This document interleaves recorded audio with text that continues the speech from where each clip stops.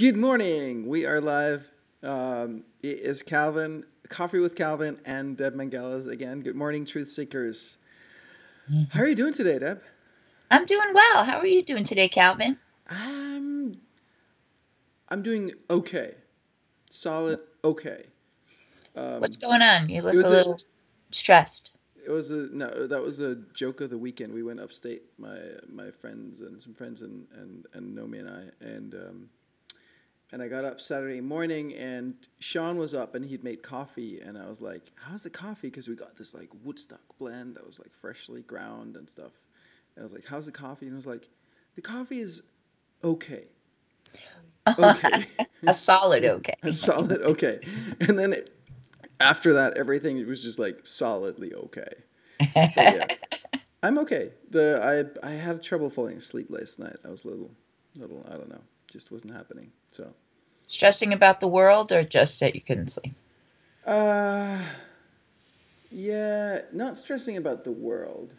More like just couldn't sleep. Yeah.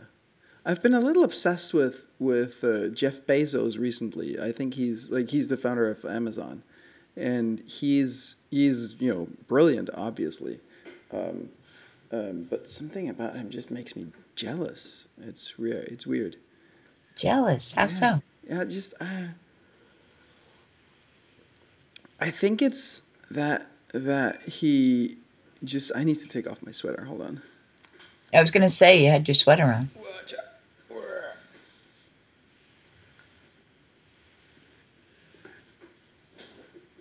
Ah, it's a That's why I big. thought it was snowing because you always Oh have a right, t-shirt on. I know. So It's you but had a sweater on. it's been cold.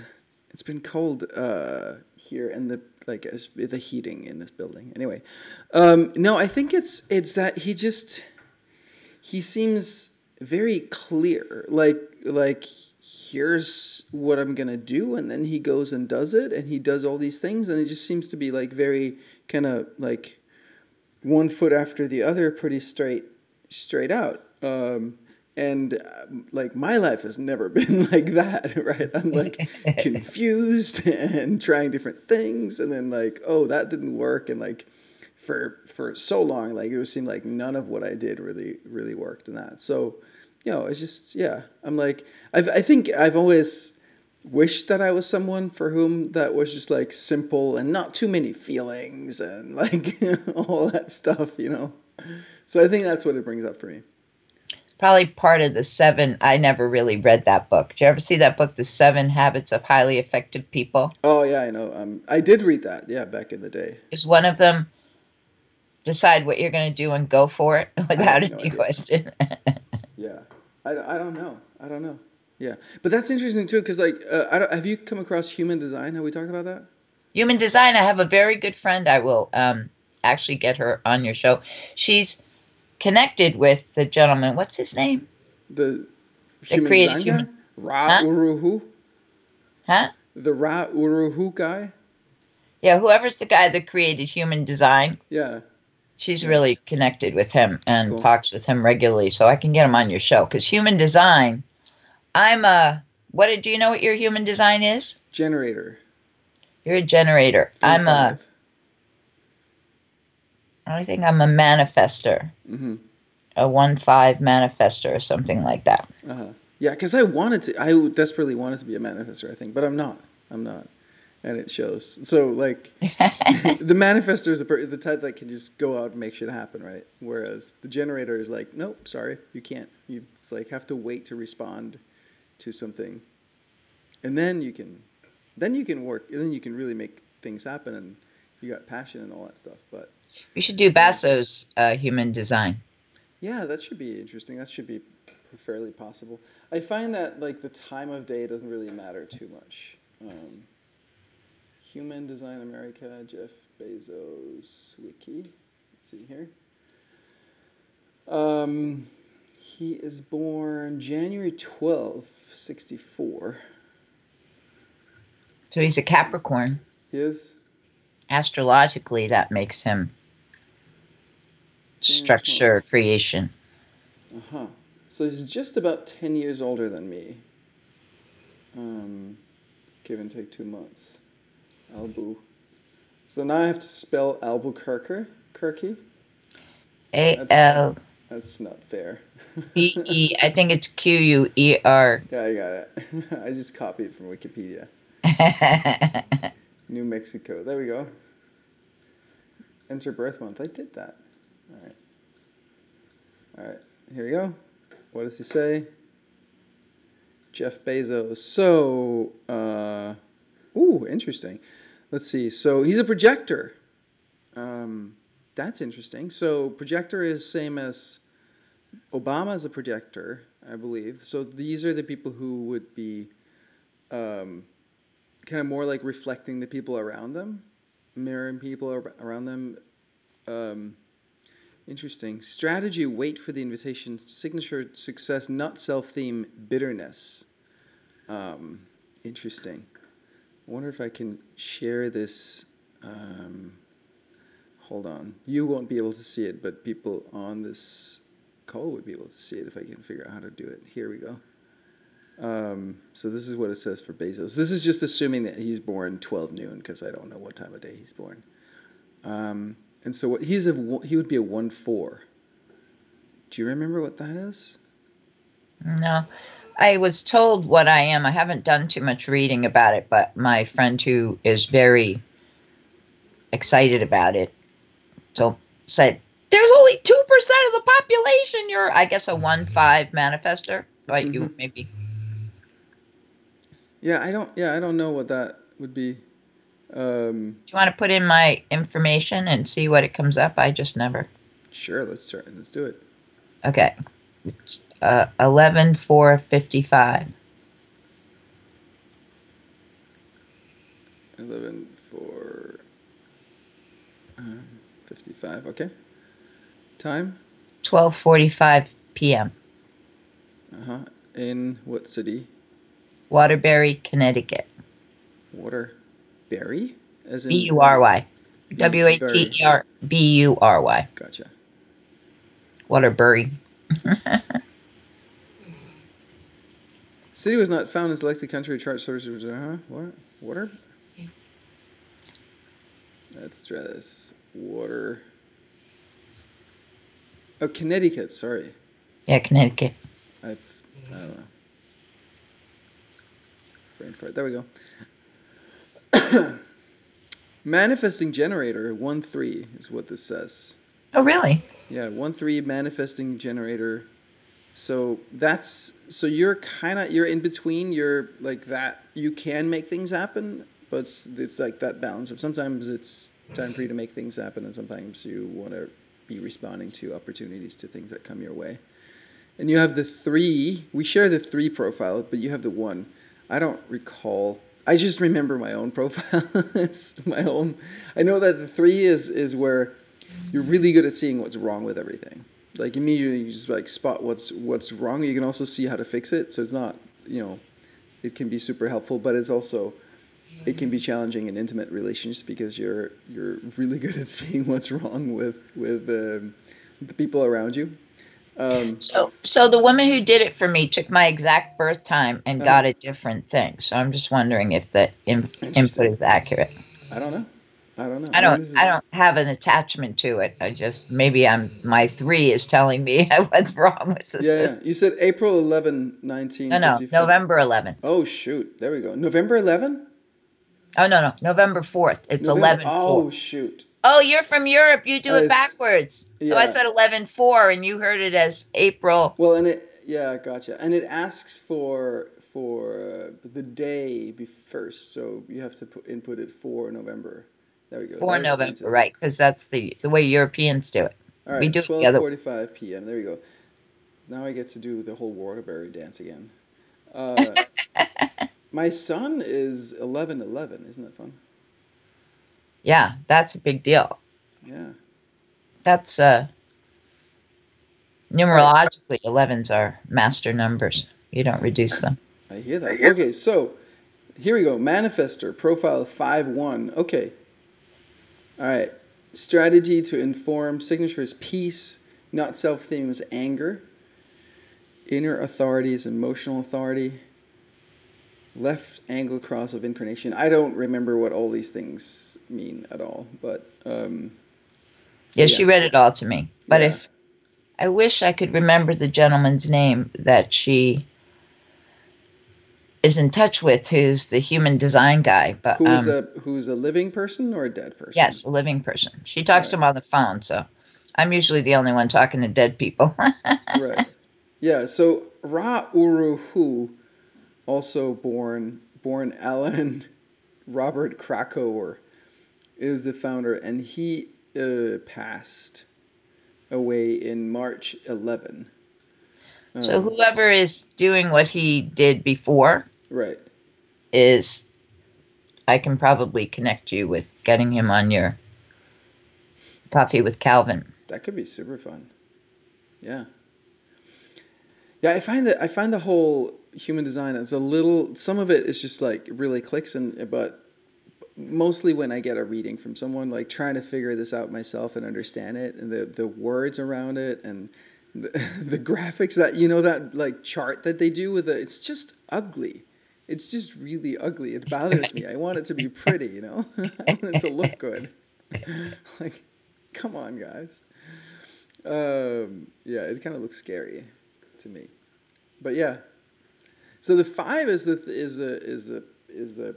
oh, what is it? How do you say that? Is the thing that people project things onto you, and like see you, like there's charisma there. There's like something that people get attracted to, and then they just project whatever good or bad things that they want onto you. That's the First five. good and then bad. Exactly. They Yeah. can change what they project onto it. Yeah. On the dime. Yeah, man. Yeah, man. So you were talking about Basso. Did you want to say some more about that? Bezos. Bezos, sorry. Bezos, yeah. He was actually born Jorgensen, I found out, which sounds Oh, very so Scandinavian. Scandinavian brother. Yeah, but his birth father, what was the story? His birth father left or passed? Let's see again. Jeff Bezos wiki. There you go.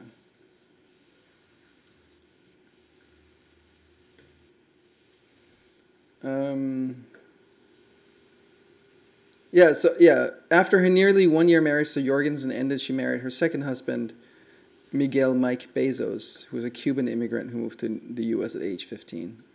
And then he adopted 4-year-old Jeff Jorgensen, and they changed his name to Jeff Bezos. So I don't know what to say about it. Like I mean, clearly Jeff is here to do his work, and he does amazing, and he's an inspiration, and I'm here to do a different type of work. I So was thinking, I watched our little video we did last week, and when you were talking about, we were talking about immigrants, and you were saying how you spent over $200,000 to become a legal resident of the United States. right. And when I heard that, I don't know why I wasn't triggered in the conversation, but I was thinking, no wonder people are illegal immigrants. Yeah. Like, who has $200,000? Like, Right. you worked hard for it, and you really wanted this, and you wanted to go the legal route, so you did it. But Right. most people in the world who are sort of coming here to work to try to get a better life. Obviously, they don't have work where they are, or Right. they wouldn't travel for it. And $200,000 is a huge chunk of change to become a citizen Yeah. Not a citizen. or Just a a visa. resident. Yeah. Now, what do you have to do to become a citizen? Well, the next step would be a green card, and then that's a different. That would be for so the way it works is there's like 10, I don't know how many exactly, 12 different categories of visas, right? So there's a visa lottery, which they talk about right now, where anybody can just apply for a green card, and I've done it many times over the past, and I've never won the lottery, but then you get to get a green card through the lottery, and that's one of the things that Trump is talking about disbanding. And then there is, if you're skilled technical worker, that's the H visas. There's O visas for artists or especially acclaimed people, scientists, things like that. There's L if you work for for a company's subsidiary abroad and have done that for at least a year, you can transfer over here. There's a bunch of different categories of student visas and things like that. And so the idea is that, well, as a country, America has decided here are the legal paths that you can do to move here, right? And some of them, on the H1, for example, your spouse gets to stay, but she doesn't get to work.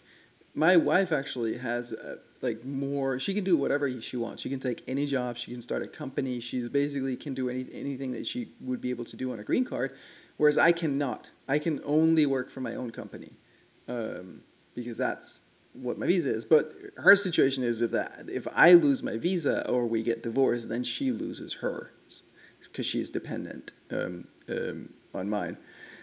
But H-1B, your wife can't, or your husband, your spouse can't work, but they can stay, which is kind of shitty, because then H visas are 3 years, and then you can renew for another 3, but then there's a cap at 6 years, and then so you could be in America for 6 years, and I have a friend who brought his wife over, and she was just miserable for 6 years with nothing to do. She legally can't do anything for work. She can just stay home. So you have a visa that only allows you to work for your own company, but because Naomi's married to you, she gets to do anything she wants, but she loses all of that if you are not here anymore? Yeah. How does that make any sense? Well, I mean, it's just, you got to make I'm happy for her. Right, I want Naomi to have everything she wants. But it makes sense because the visa I have is to specifically, I invested in this company and I get to direct this company that I invested in. That's the deal, right? There are other companies, there's a similar type of visa for if you do a lot of trading between two countries. They made a special visa for Australia after Australia supported the Iraq War. So now Australians have easier path to visa than most people. It's really, so there's lots of things that I would change about the specifics of the visa program, but the idea that you, as a country, you map out and you say, here are the things that you can do to legally stay here. And that's the process. This is how it is, and if you want to live in this country, then you got to figure out how to do one of these things, right, or you don't get to live here. I think that's a fair thing to do I think it's fair. As a principle, yeah. So yeah. Yeah, it seems like such an enormous divide. I think there need to be more education out there for people to understand, what the process, like most people, we're talking about immigration, but we're not really talking about immigration at all. Right. We're talking about people running across the border. Right. Yeah. Or coming in the back of a truck, packed Right. in like sardines. Right. Who are desperate to work. Yeah, which is awful. Yeah. But in many ways it's like, and these people are being smuggled in by criminals, and like by definition these people smuggling in are criminals that get paid well for it. And like wasn't there a case a couple months ago where a bunch of immigrants were packed into the back of a truck and they all died of suffocation because the truck was just left there, all that stuff, right? So it would seem to me that if you just took a really hard stance on it and said, well, yes, you might get in, but as soon as we find you, we're going to throw you right back out again, that would actually end that whole thing pretty quickly. People will figure out, okay, yeah, no, that's not awesome, that's not cool. And then if we at the same time made it so that there is a path for people, and then like what is it that's going on in these places where people live that they can't get a job there, or work to reform their own societies to be better? Like, let's have better education, let's have better rules for entrepreneurship or science, or let's even see if we can make this an environment that might attract foreigners to come here and help us out with industry or education or whatever it is. Yeah, I don't think we understand much about. I don't understand much about Mexico. What I know is when all the immigrant stuff was happening, and then suddenly a football game appeared in the stadium in Mexico City. Like suddenly the American football teams were playing in Mexico. Okay. And, you know, I don't know. I know we have poor areas of the United States. I just sort of, it feels confusing to me, the whole idea of the subculture and why people, what is the pull? Like, why is there no, I guess we can't discuss Mexico really, and why there's no work in Mexico for people, but it feels like there's a work ethic. Is there no social, no welfare or anything like that in Mexico? Is that like, people need to eat? It seems to be the motivating factor of why they would Right. cross the border and come here I can illegally. definitely see that there's like better opportunities and probably, I mean, and like as an illegal immigrant in America, it's not like your opportunities are fantastic, right? So yeah, I don't know. Like one thing for me is like let's legalize drugs, right? Like let's not fight a war on this stuff. And so like if people want to buy drugs, let them buy drugs, and we'll tax it, and we'll make sure that there's some safety guards in place, and then we can stop bombing, or like we can stop fighting Mexico. I Oh, mean, there's you a can lot of stop drug having stuff. the criminal element be Exactly. held in place. In Amsterdam, I was pretty amazed with Amsterdam. I went there years ago. I went there before 9/11. Mm-hmm. It was a whole nother thing. And then after 9/11, I also went there, and there was a very different feel about the U.S. when I got there. But Oh, what I Amsterdam's uh, uh, view on America and Americans was changed. Is that what you're saying?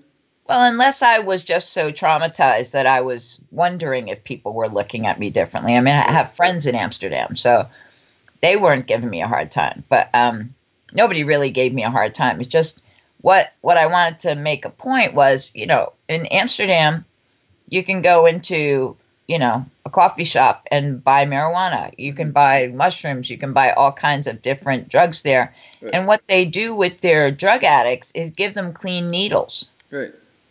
And, there's prostitution there, and there's legally run prostitution where every three Yeah. months they do, they check them, they're certified up on the Right. wall. There's something interesting, I think, about leaning into what is going to happen anyway. And Totally. instead of making it a crime, Yeah. if people are going to do that, then let's make it as safe as possible. And that's, so interesting to me about the Dutch. They're very fluent in English, most of them, because they don't want us butchering their language. And there's just something about the culture that is foundationally different. And I'm not, more accepting or more, they're very rational people Yeah. in my experience. And I'm not blanketing, or it's just culturally, they seem really rational and sort of accepting. And, a lot of my friends there, in this country with marijuana, finally starting to gain legal status there, they're like, oh yeah, we smoked pot when we were 16, but we don't do that anymore. Right. Like, it seems like that when you take the illegality or the struggle off of it, Right. you sort of take away the obsession with it. Totally. Absolutely. Yeah. Well, and the whole idea that the drug is addictive, it's not. It's you, like it's in you that the addictive behavior, like tendency is, right? And that's something that can be healed. That's something that we can fix. Right. With therapy, treatment, whatever. And then like, yeah, if it's not cocaine or heroin or whatever, it'll be something else, right? Sex, or alcohol, or food, or work, or recognition, or fame, or whatever it is. I just saw here like 10% of the U.S. population roughly has used drugs in the past month. I would bet that the percentage of Americans who've used illegal drugs at some point is probably at least 40 to 50%. So you're effectively criminalizing 40% of the population, right? Both Obama and Bush admitted to smoking marijuana. They're criminals, right? They could be tried. We could send Mueller after them and try and have them throw them in jail if we wanted to, right? I mean, that's the reality of it. We don't seem to not, care enough to do that. But yeah, it's just so weird to me It reminds me. I was watching. There's a great documentary about prohibition. It's like a 3-part series on PBS or something, and during prohibition, there's a man there in the documentary talking about his father would be the one who would be driving up to both Congress and the White House with like a truckload of liquor. Because of course they drank in both Congress and and the White House as they were enforcing this law, right? It's like prohibition didn't work out very well. Like why do we like it so much when it comes to drugs or prostitution? Like it's gonna happen anyway, guys.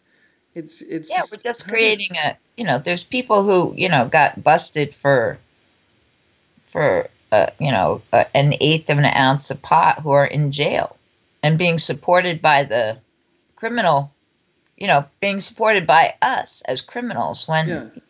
It's nonsense. And then they go get thrown in jail and there's no path for them to becoming productive citizen after that, right? They're just like there's so I saw an interview with a bank robber who robbed 5 banks and then went to prison for I forget like 9 years or something, and actually started to study law in prison, and now he's a law professor. It was really cool.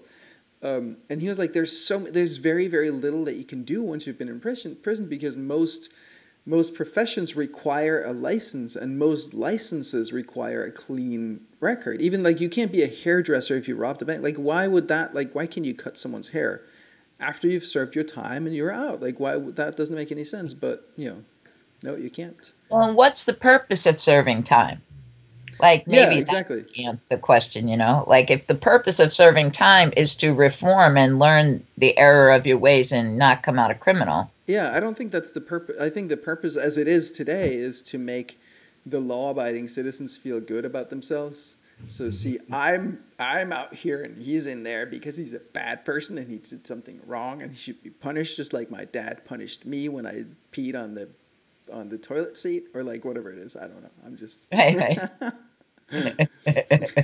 something like that, right? It's really not rational at all, right? Like, what do we want with these people? I think there's a lot of people who are like, they just wish that certain people would go away. Like, oh, if only just like all the criminals or the drug people or the black people or the Nazis or like whatever it is, if they would all go away, then I would be much happier. Sorry, folks, it doesn't work that way. Yeah, and to see like what's going on in the in the government, like with all of these people who behind closed doors or they're out there touting family and righteousness and goodness, and they're sexually abusing people, and it creates, in a weird way, creates this split. Mm-hmm. Now like what I'm noticing with the opioid crisis, it's always been there, but what they're doing now is sort of decriminalizing it, mm-hmm. And starting to treat people like they are, they're good people who have a problem instead of as these hardcore criminals who deserve to go to jail because they tried something once. Heroin, you can try it once and that's the end of that. I mean, heroin isn't something that you have to take over and over and over again to get addicted to. And the people I've talked to who are heroin addicts are like one step from heaven. There's something about that. So what people are trying to do isn't use drugs and be criminals. They're trying to feel better. Yeah. And get away from themselves, right? Yeah, I think 90% of try to get away from maybe not themselves, but maybe the pain that they're in. Right. They're trying to get away from the not self, really. Right. They're trying to get away from what is so, and you see how all these things are linked. Like, I worked in adolescent psych. We've talked about that before. But, a lot of these kids who were using drugs had been sexually abused and been brutalized and been tortured. Mm-hmm. So, we took them into hospitals and changed them from, heroin to Thorazine. You know what I mean? I don't know what that is, but. And how does that, there's another layer in there of, my nephew when he was little, I remember him coming to visit me, and I used to go pick him up. They lived in Connecticut, and I lived in Cape Cod. So, he was little. So I remember when he was 7, I went. I used to do it every year. I'd go pick him up. I'd take him to the Cape. He would stay in Provincetown with me for the whole summer, which was heaven for a little kid. And he was, it was Auntie Deb who was the cool aunt, you know what I mean? Like, oh, you want cold pizza for breakfast, Chris? This is a kid who like woke up in the morning at 8 o'clock, ate his breakfast, went to school. My sister was very not regimented, but structured. Kids need structure, Right. So the poor kid, he came up and, my sister was also very sort of mainstream. If he was sick, he got Tylenol, or if he went to the doctor, and me, I'm like, so here's Christopher, who's now been awake for way too many hours over a couple of days. He's resilient. He did okay. Who had cold pizza for breakfast. And now we're going to watch Rocky Horror Picture Show with my friends Diane and Rafe. And Chris walks in and he's green. He's 7. He wanted to do everything. He was all excited. He walks in and he got really sick to his stomach. So he's in the bathroom throwing up and has a really bad headache. And I said, do you want Rafe to do some Reiki on you? He's like, kid, I just have a Tylenol. Like, here I am, like, offering alternative intervention, and he wanted a pill. Right. And that's not because my sister was trying to turn him into a pill person. It was just, it's the culture. I know. Like, we are sold drugs on television now. Like, What the hell? Why do we have commercials that give us dripping bladders or, give us impotence or like all of these things? It's like, I feel like there's a way that we're being programmed Totally. toward drugs. And then when people go and find the drugs that Big Pharma is not in control of, then that's illegal and a criminal act. You should, spend $1,000 a pill for, it's like that guy. You thinking Shkreli? The creep show who like increased the AIDS. Yeah. Martin Shkreli. Yeah. Yeah. Shkreli. That's a good name for him. Like it's about money and money. I saw Susan Wojcicki or something. I forget. I think that's her name. She's married to Google co-founder Sergey Brin. I think they're split now, but she founded the company called 23andMe, which is like a DNA sequencing thing. Yes, I know that. I think that has been an issue. But the main thing that was she was on stage and she said that the American healthcare system is really not a healthcare system. It's a sick care system. Everybody profits when people are sick. Nobody profits when people are healthy. Right. Diabetes is amazing. Like, people need to take these drugs every month for the rest of their life, every day for the rest of their lives, right? We love when people get diabetes.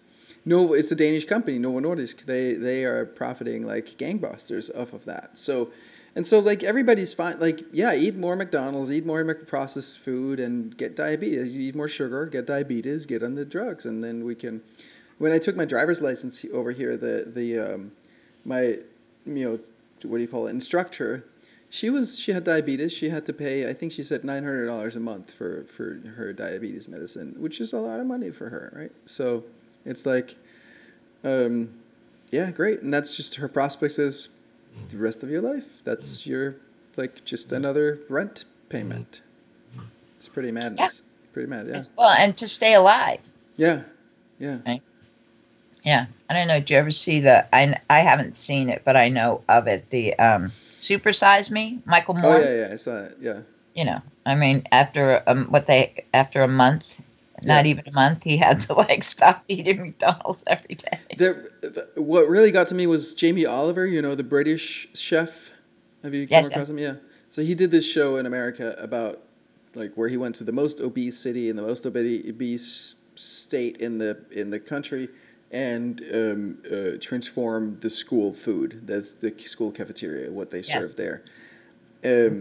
One scene in particular really stood out for me. He went into a class of like 4th graders or something, and then he pulled out a potato and he was like, "What is this?"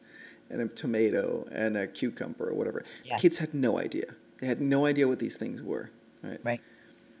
And also fighting all this red tape in the school where, well, like his like delicious veggie heavy dish was considered less healthy than pizza because, well, pizza was bread and we like bread. I don't know why, but there was like a thing that you had to have, like bread was a plus, and then the tomato on the pizza counted as a vegetable. So that was like check one for vegetable, and then yeah, it's just mad. It's just like madness. Like people there. Well, and bread fills you up. Yeah. So, right, but what fascinates me is the same that you talk about with the pill. It's that like in order to get to that place where you're like, oh, we just take a pill. Oh, tomato on a pizza is a vegetable, and that's healthy, or that's a good thing, or like it was you also have this like sugared milk, that like chocolate flavored or strawberry flavored milk. They were like, none of these things are terribly good for anyone, but like some person has decided that this somehow is healthy, but in order to think that way, you have to be so far removed from actually feeling yourself, right? And you're thinking, you have to be so far removed from what's actually education about right, what is true. And it's like what we talked about, like your beliefs inform your perception. So you believe that, oh, I'm sick, I need to just pop a pill. So now that's all I see, and everything that's contrary to that, everything my body's telling me, yeah, no, there's like something else here that needs to be looked at, whatever that is. You just override that and ignore. Well, that. I would say, we're very symptom oriented in our country. Like, and I say to people, if you have a fever, and every day, we used to take aspirin when I was little. Most people don't realize aspirin's actually a anti-inflammatory and a pain reliever. They think that it's just you take it for your heart because it has an anticoagulant side effect. Oh yeah.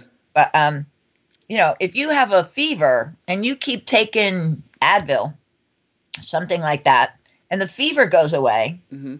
you keep treating the fever, and about 2 weeks you die of the infection that was causing the fever. And the fever is designed to kill the bacteria. That's why the temperature exactly. rises. So if you have a fever, there's something wrong. Yeah.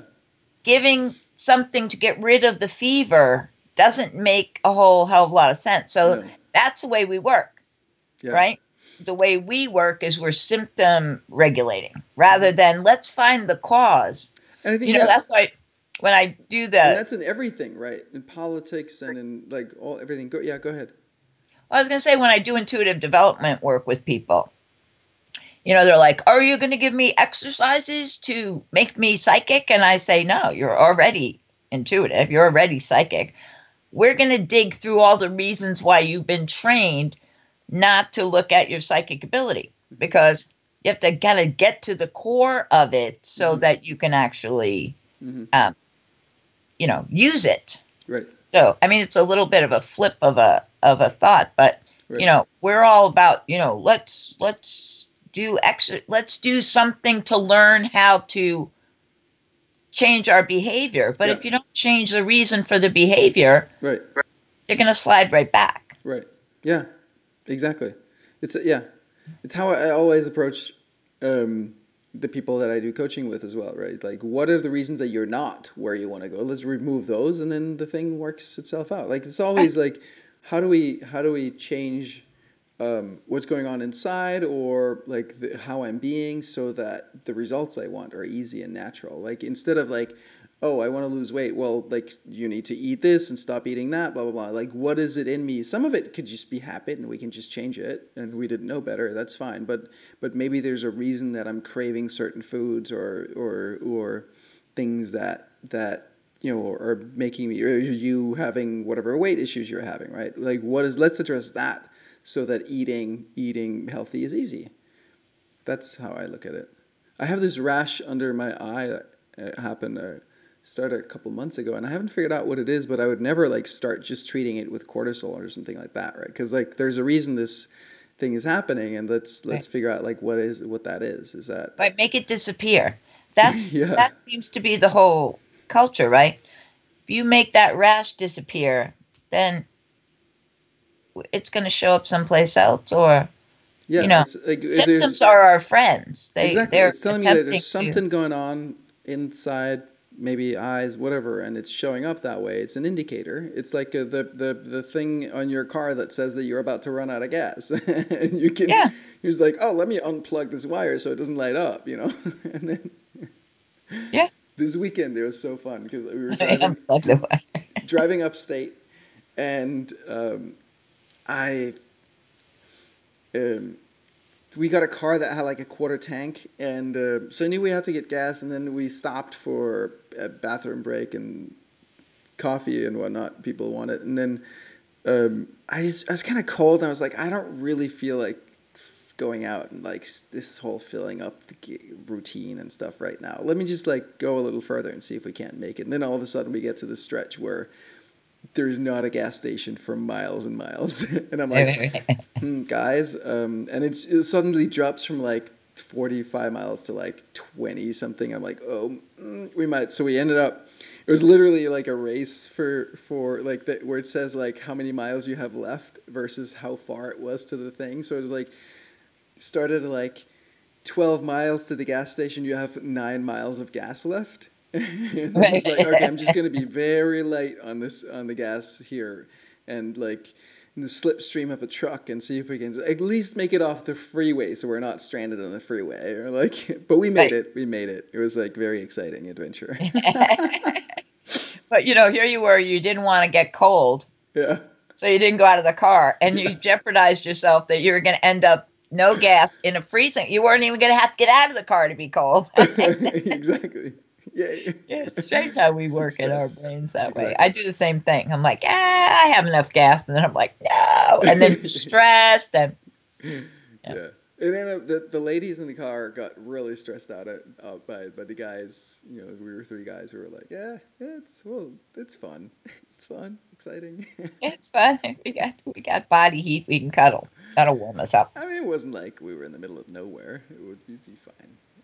There was a guy years ago who got stranded on Highway 1 in California going home for Thanksgiving, and they got stuck in a snow pile out there, and there was no cell reception, no nothing.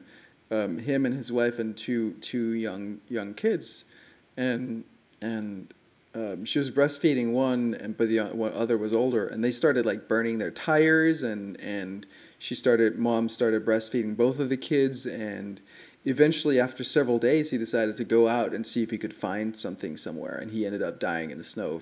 Whereas his wife and the kids actually were found and saved. So, yeah, bummer. Oh.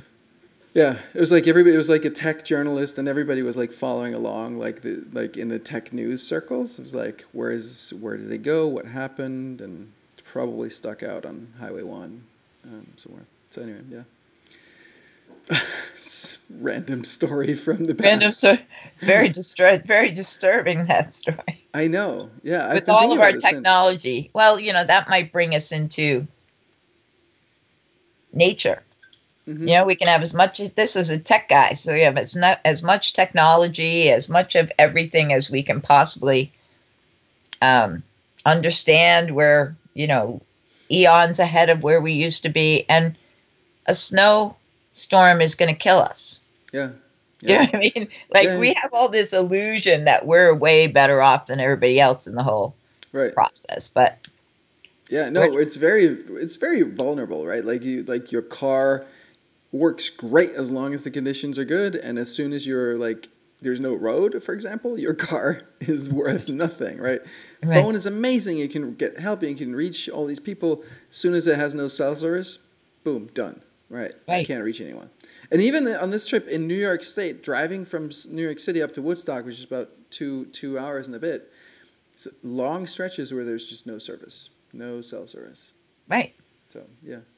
Right, and we're so dependent. Do you remember not having your cell phone with you? I mean, I remember going to the beach and being like, I'm at the beach. I'm completely alone at the beach. Mm. And there was no expectation that anyone could reach me. Mm-hmm. And then later on, I have my cell phone at the beach, and I'm stressing because there's no cell service. Right. Like, yeah. No, I used to go there and not care if they're like, I liked that not Right. being found kind of When I thing. was in college, my dad wanted to give me a cell phone so he could reach me. I was like, no, thank you. I do not want to be reached. No. Yeah. Yeah. Eventually I got one, But yeah. Yeah, but now we're dependent on them. And, I will turn my car around because I forgot my cell phone. Right.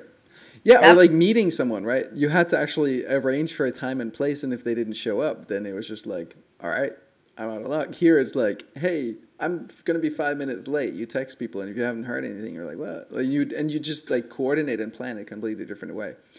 It's someone asked me about like kids and electronics, right? Because it's something that I think about with my kids, and I remember reading Ed Sheeran and how his parents didn't let them play, computer games or watch TV, and then they were like, go do something, go make something, and so he would like play his guitar and make music and stuff, and that worked out pretty well for him. My kids have definitely done more, you know watching things and iPads and phones and stuff like that, which you know I think there's I think too, like it's a tricky balance. I think there's something to be said for, well, this is part of the culture now, and you are like you have that shared reference with other people, but at the same time it's like, yeah, go make something, go be creative, go draw or paint or play with something, build something in Lego or whatever it is, right? right. Do something tactile. Yeah. I noticed that one of my sons,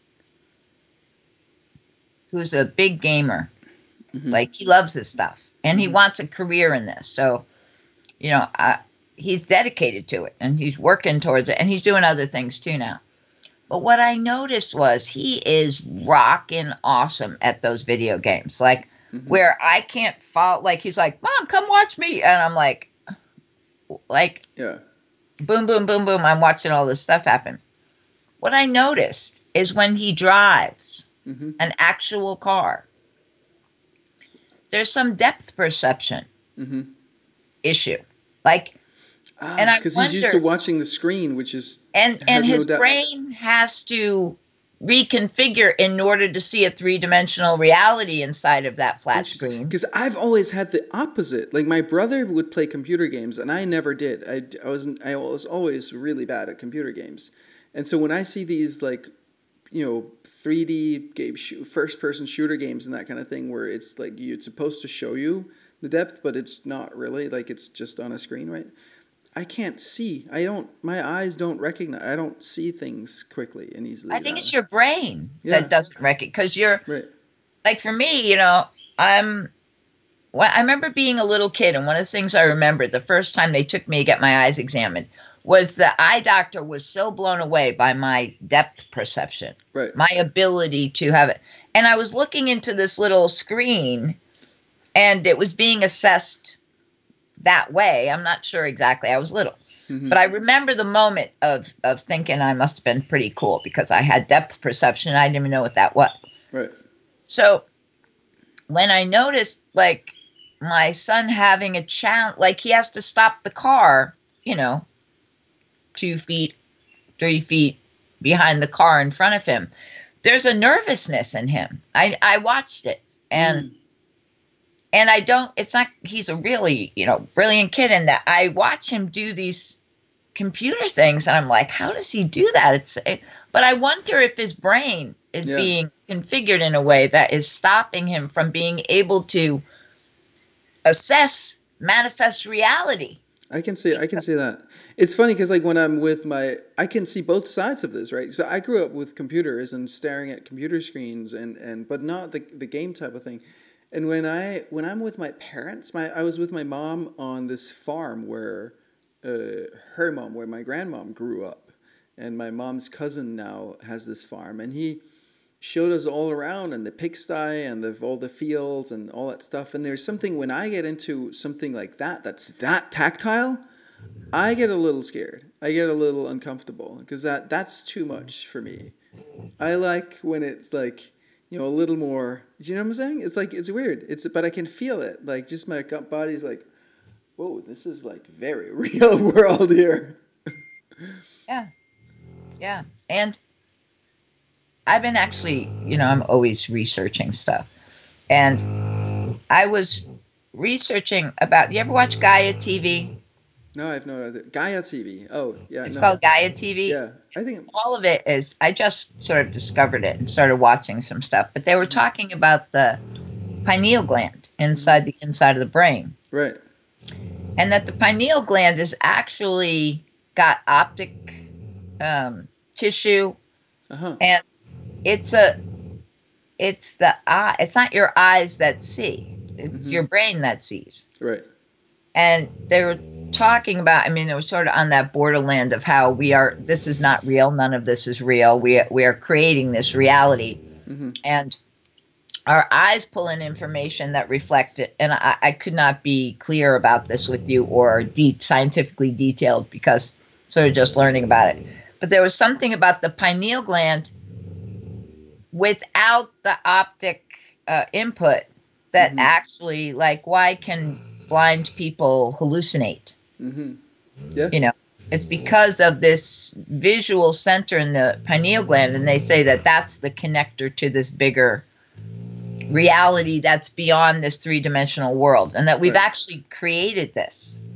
Right. And that seems completely without any merit if I have a stomach ache or, you know what I mean? Like, this three-dimensional reality that we're seeing, though, is supposedly a creation of our massively creative ability. And because we've been dumbed down to believing we have to deal with the three-dimensional reality, we ignore our sort of this human ability to be well beyond where we are. But because we're so good at translating the five senses into our as our way of interpreting the world, that we've sort of eliminated the sixth sense, which, in reading about the pineal gland and hearing about it, that seems like that's information central. Like, that's the place that connects us to all that is. And sort of we process information through that part of the brain, which I found kind of fascinating. I mean, I'll do some more, because I'm always wondering if we are the divine human, like if we're a human that is, capable of all these things. I'm always really fascinated by how really brilliant human beings take themselves right to the edge of something. And as soon as it borders on something we don't understand, we just sort of state it as fact, but that's part of what Lisby was talking about when she said, well, psi phenomenon was totally understandable when they were formulating psychoanalytic theory, but they left it out because they couldn't explain it. Right. So I had an experience where I'm reading a book called what is it called? Rupert Sheldrake. Have you come across him? Well, Rupert Sheldrake. Lisby writes about him. He was at Princeton, right? Rupert Sheldrake. I forget. Yeah, it's super fascinating. Just like all of the things in traditional physics and science. What is it called? The Science Set Free is what the book is called that I'm reading. Yeah, all the things that people in traditional science, if you will, in mainstream science, just take for granted that are just assumptions and beliefs. And like, this is one of the things he mentions is like matter cannot be created or destroyed, or energy. Like, what is it? Matter cannot be created or destroyed, but that only works if you then invent this dark matter that makes up 70% of the universe, and then we can. But when it seems like it's getting created or destroyed, it's just because it's exchanging with this dark matter that we can't see and we have no evidence for. But that must be the case, obviously, because matter can't be created or destroyed because we've decided that kind of thing. Right. I had an experience when I was working at McLean Hospital years and years ago. I worked on the adolescent family treatment unit. We admitted a kid, and our protocol, we had a very strict protocol. It was an amazing unit.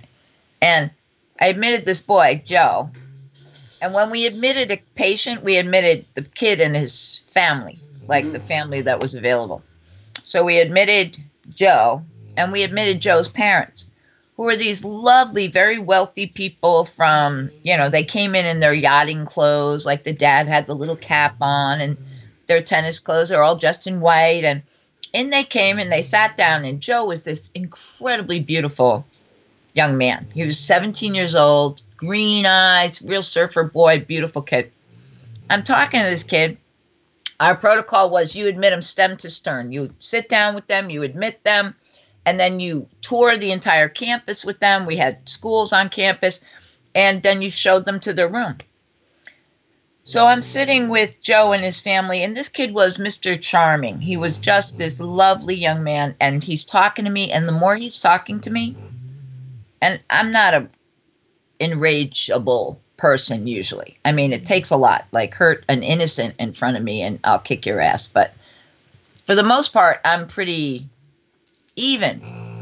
And the more this kid was talking to me, just being his polite, lovely self, the more enraged I was becoming. Like, I was almost vibrating enraged. And I was like, oh my God, there's something wrong with me. So I turned around and looked at Phil, who was one of our aides. Really, we used to call him the Marlboro Man. He had a flannel shirt on, mustache. He looked like something out of one of those old movies. And I looked at him and I said, Phil, do you mind, touring Joe and his mom and dad and showing him to their room? And that was sort of code. Like, Phil must have thought Deb's about to throw up or have diarrhea, because you never broke that protocol. And I took myself into the nurse's lounge, and I was shaking. And in came my head nurse, Peggy, who was Harvard trained, brilliant. Like, this woman, it was a really elite staff. And she walked in, she looked at me, and she said, Deb, what is it? And I said, Peggy, I have to quit. And she was like, what? You're one of my best nurses. You're going to quit? You're not quitting. Tell me what happened. So I tell her the story about Joe and how this nice young man I was so enraged. And she started to laugh. She said, I'll be with you in a second. I worked the day shift, so it was like 2:00. She calls the evening supervisor and says, add 2 men. I have a 6'4" young man here who's likely to go off. Going off meant losing control, having to be intervened for. I want you to add 2 guys to the crisis team. The crisis team was who we called when somebody was out of control. They came and restrained them. And so I'm looking at her, and she said, Deb, there's an ability in Joe. She said, do you think Joe's here on vacation? And I was like, absolutely not. Of course not. She said, that lovely young man, part of why he's here is because he has the capability of splitting off from his feelings and inserting them into you. Mm-hmm. And, if I had been a few years wiser, I would have been like, how is that not psychic phenomenon? If I don't know Joe's angry, and Joe doesn't know Joe's angry, but Joe has the capability magically of splitting off from his rage and sticking it into me, yeah. How is that not psychic phenomenon? Of course it is, yeah. And she was like, oh, and she was very clear about it. And I was so relieved that I wasn't a psycho who was now losing my mind. You're not a psycho, you're just a psychic. Hey. I was just a psychic. So she said that there was a test for dissociative disorder that they give to the therapist to assess the degree of dissociation in the client. And I was just I was so blown away by all this, and that Peggy was telling me I wasn't psycho, that I was just grateful to have that information. Now, years later, of course, I retrospectively look at that and go, she was telling me I was psychic, and he was somehow magically psychic in a way that he was able to just push that out and insert it into me. Like, how does that work? And so the next day, so she said, look, go home. I'll do your charting. You go home. Go get some rest, take a bath, have ice cream, just relax. So the next day I come in, I walk in the door, first thing in the morning, and one of the nurses, Kathy, was sitting, and I think the next day I might have worked evening. So I came in, and one of the nurses was sitting in front of the quiet room which was our isolation room for our acting out kid. So she said, Deb, will you sit? We could hear a commotion happening down the hall. There was always a commotion happening. So we hear this commotion, and she says, Deb, do you mind sitting here? Because we had one-on-one. When we had a kid in restraints, it was one-on-one observation. So I'm thinking to myself, oh, I bet you Joe. It must be Joe, right? So Kathy runs down the hall. I sit in her chair, and I look, and they're in 4-point restraints. I don't think they do that anymore. 4-point leather restraints on his belly on this mattress and a bed frame. He looks up, and it's Joe. And Joe goes to me, hey, Deb, you're back. And I was like, I had not an ounce of feeling in me. And like I loved this kid. He was a nice kid. And I was like, hey, man, you're looking a little tied up today. Like, what's going on? And he said, I guess I didn't know I was mad. But he got so after I left. It happened actually right after I left with Phil. And what they did was they had called in the extra crisis team. They had a mattress, this kid. He was so violent and enraged that they had those big, tall closet cabinets that were screwed into the wall with these big, thick screws. He yanked it off of the wall and threw it across the room. That's how enraged he was. Oh. They had what they call mattress him, which was to push him into the corner with a mattress. And now he was in 4-point restraints. And he's like, yeah, I didn't realize I was so upset. And so then I always think of him when Hotel California comes on, because they used to pipe in music, and so the song Hotel California came on, and he's like, yeah, you can check out anytime you like, but you can never leave. Like that, we were joking about it, right. And Joe and I sat and figured out every word to the Hotel California. The reason for that whole story was I was right. The level of shaking rage I felt was existing in that kid who was completely split off from it.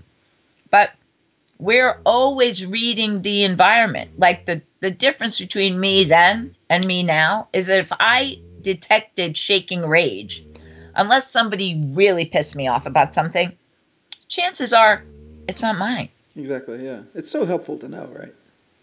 Well, it's so helpful to know that there's a distinction. And what's really helpful to know is that we pick up information all the time. Right. And we're always... really fascinating too is like that head nurse that you talked about, who is like, this is just like, she gets this stuff, like, all right, if this is happening, this is why. But like at a societal level, this is not part of our understanding of how things work. Do you know what I'm saying? Right. And she didn't view it. The reason I started talking about it is how we take it to here, right. And then we stop there. And we have this numb weirdness that just is like, well, it's the way it is. So right. I didn't even have the wherewithal, because I was tuned into Peggy, to ask the question, what is the physiologic or psychological mechanism of my being able to pick that up? Like, and she wouldn't have been able to take me there. Right. So you also get to see how when the authority asserts the boundaries of the energetic exploration, if the authority only goes this far, then the learner only goes that far. Unless there's some outside or some, if you're the teacher and I'm the learner, and you teach me that I can pick up Joe's rage, right. And that's really valid, I accept that. Right. I don't have to say, well, how do I do it? Unless I'm 3 or 4 and why. We watch the stages. I want to know why. I want to know why too. And I believe that that's sort of what I've been learning as I've been doing the psychic work, because right. so many people come to me, or in the beginning, and Lisby wrote about me, the people who came to me were like, well, Lisby wrote about her, so she mustn't be flat out psycho. You know what I mean? Yeah. And there was a validity to the fact that I was a nurse, the fact that one of the most brilliant minds in Freudian analysis validated me. Right. So people would step across that line. But for the most part, we sort of live inside this box of let's not ask the question. It's like, it reminds me, I love the story of the Emperor's New Clothes, where those people were all told, these fabrics are so fine that only the best of us can see them. Mm-hmm. So none of us could see them, but nobody wanted to be the worst. So nobody said anything until that little kid, and that's where the children are so important here. You know, the little kid says what they see. Not, I'm going to see what they tell me to see. I don't see what they say. I say what I see. Mm-hmm.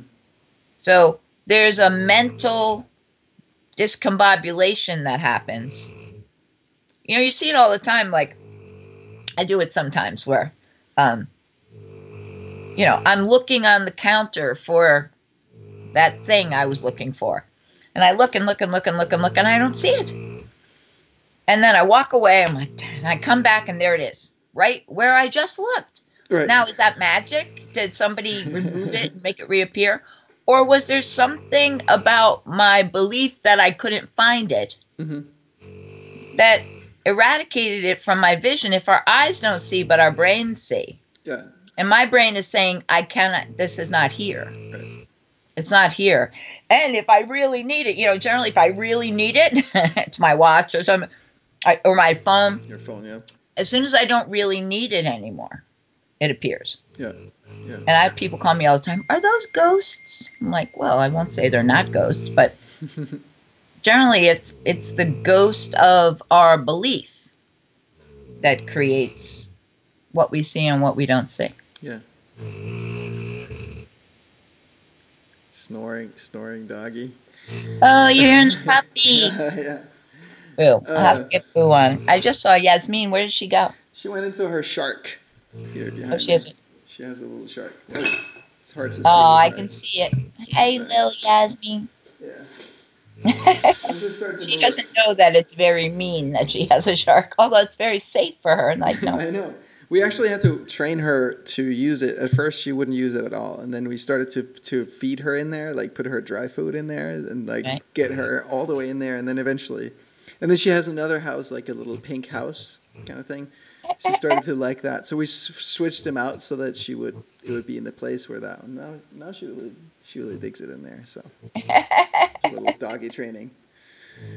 Yeah. Yeah, man. It's something I find so fascinating, especially as it relates to science and how we look at science, right? That you can be in the scientific community, and it seems like the prevailing wisdom is like the materialism, right? That this is all just material, and living organisms are just also kind of mechanisms or machines in some form. They're just like very advanced, so they can I don't know, do different things, and yet like then I'm presuming that these scientists who believe this also have like wives and kids and feel love and passion and emotion, and like are these all just like it's just like it's just, you know, machinery that we haven't yet figured out how it works.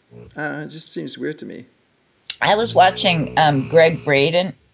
Yeah. Greg Braden last night, and on Gaia TV. Huh? On Gaia TV. On Gaia TV, yeah. Yay. Well, what he was talking about, because all of this stuff, you know, this stuff is completely separate from what the mainstream belief is. Mm-hmm. And he was talking about creationism versus evolution, mm-hmm. and Darwin, you know, that what Darwin could not have possibly known. But what he was talking about, which really blew me away, is that at the end of each,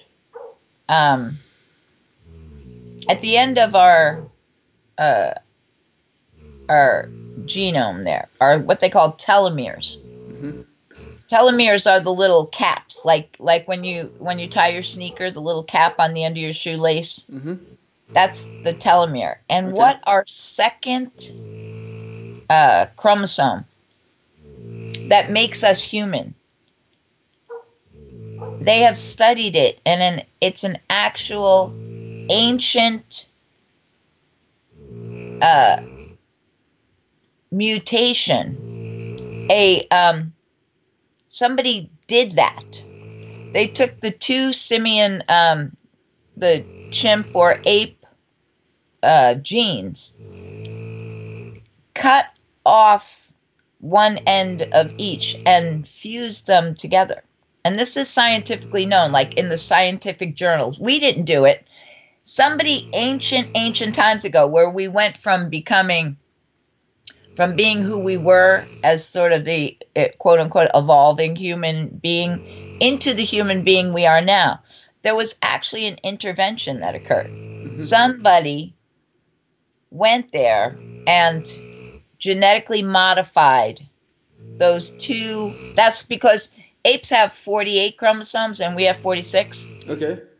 So those two ape chromosomes were genetically modified and cut and somehow fused together, and we have become who we are as a species because of that, and that there was some intervention.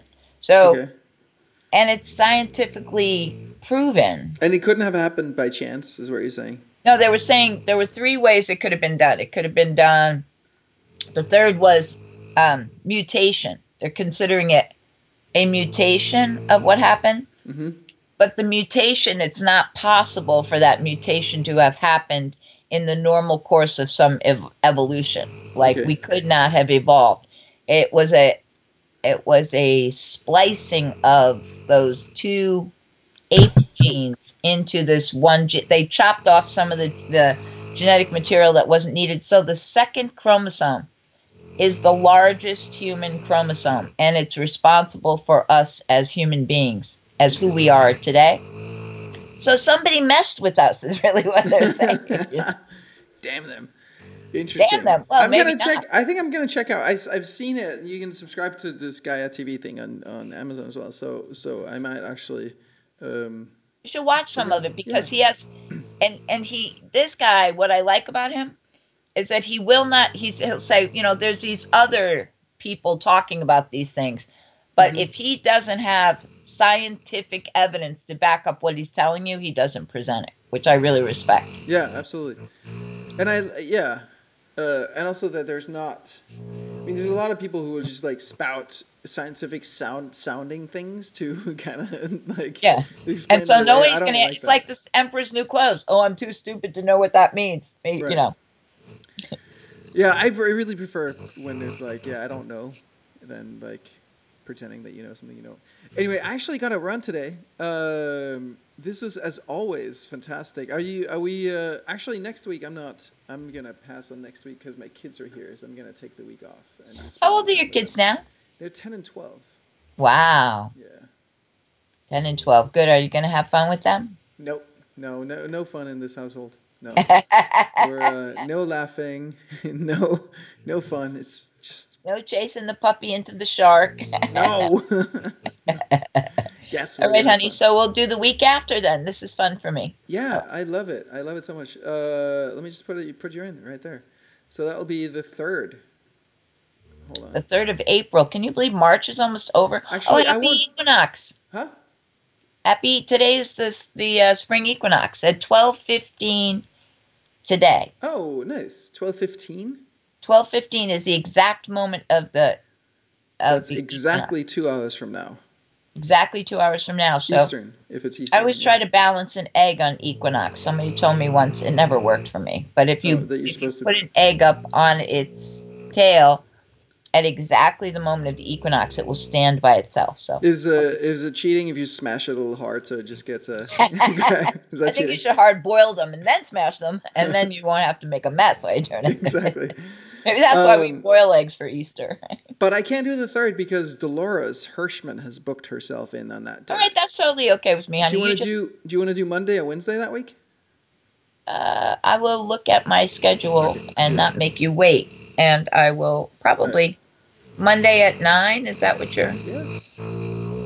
Let me see. What's your puppy's name again? I keep forgetting. Boo. Boo. Oh yeah. Boo. Boo okay, Monday. Which day? The 2nd? No, that's kids are here. The 2nd, your kids. When do your kids? Next week, my kids are here. 26th through the 30th. That week. So the 2nd is perfect. Oh yeah, I can put you. So 9 o'clock. There you go. All right, perfect. All right, honey pie. I love you. I love you too. From me. All right. Well. So much fun. Yes. See you. See ya. Bye.